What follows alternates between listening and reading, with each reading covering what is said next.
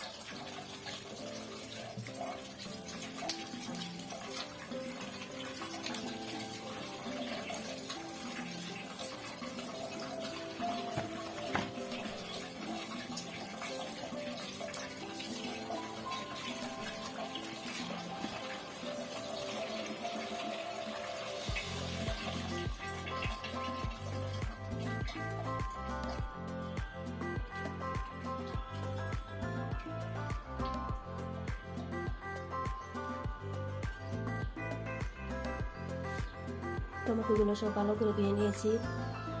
এখন টমেটোগুলো সব এক একটা সব 4 টুকরো করে কেটে নিব।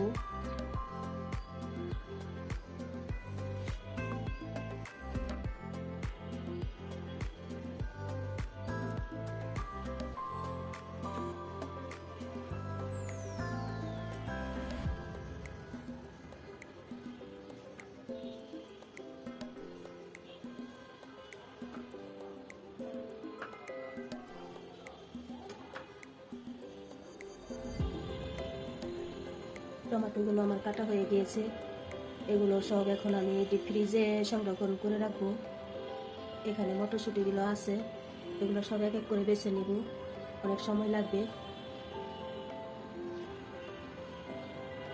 আমার এই ভিডিওটা ভালো লাগলে সবাই লাইক দিবেন, শেয়ার করবেন, সাবস্ক্রাইব করবেন। আপনারা সবাই ভালো থাকবেন। আসসালামু আলাইকুম।